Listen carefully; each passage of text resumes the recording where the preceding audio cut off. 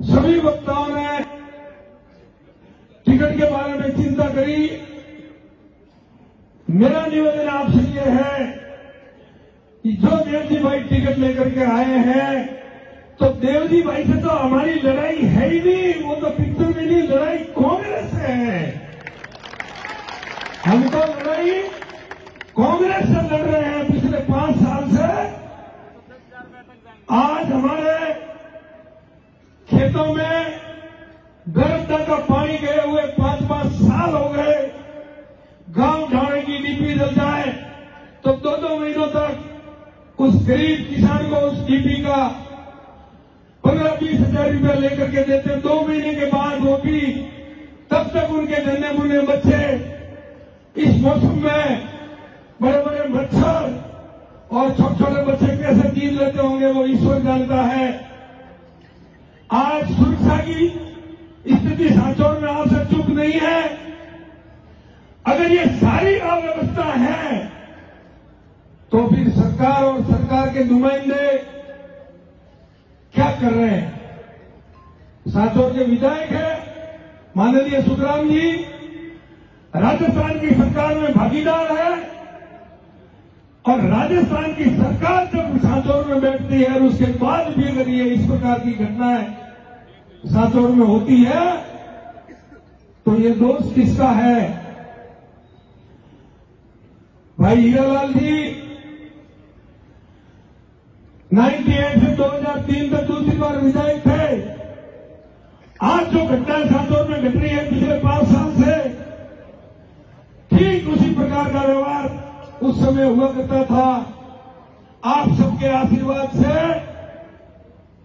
आप सबने हुंकार भर के 2003 में आपके इस सेवक को 45,000 वोटों से जिता के राजस्थान की विधानसभा में भेजा, और उसके 2 महीने के बाद सारी घटनाएं कैसे बंद हो गई? काश्तकार को 24 घंटे में डीपी मिलनी शुरू हो गई,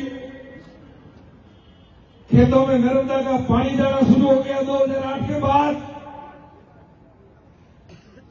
समय समय बिजली की सप्लाई शुरू हो गई, जिन गांव ढाणियों में सड़कें नहीं थी वहां सड़कें बननी शुरू हो गई। आम चौराहे पर सांचौर में शांति और अमन की वातावरण की व्यवस्था थी। रात को यहां से हमारा कोई प्रवासी वाला 1 बजे अगर सांचौर 4 बजे उतरता था तो वो आराम से अपने गांव और ढाणी जा सकता था, कोई प्रकार की समस्या नहीं थी। तो वो कंट्रोल कैसे हुई? आपको बता दूं, उस प्रकार की व्यवस्था थी उस समय। तो मैंने राजस्थान की ब्यूरोक्रेटिक लिस्ट में से ढूंढ के कुछ अधिकारी लगवाए। उसमें सरोज धायल नाम की एक बिटिया भी थी जो सांचौर पुलिस थाने में थानेदार थी। मेरे उनको सख्त निर्देश थे 6 बजे के बाद कोई साइकिल वाला, मोटरसाइकिल वाला, ऑटो वाला, रिक्शा वाला किसी होटल और ढाबे के सामने बैठ के अगर शराब पीता है, कोई मस्ती करता है, फटाफट पकड़ के उसको अंदर डाल दो।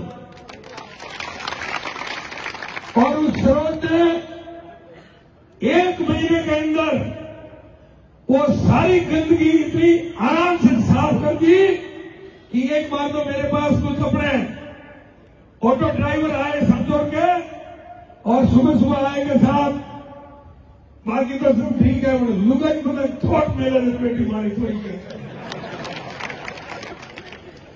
मैंने कहा अपनी आदतों में सुधार कर लो, आराम से जाओ, आराम से आओ, कोई आपका नाम लेने वाला नहीं मिलेगा।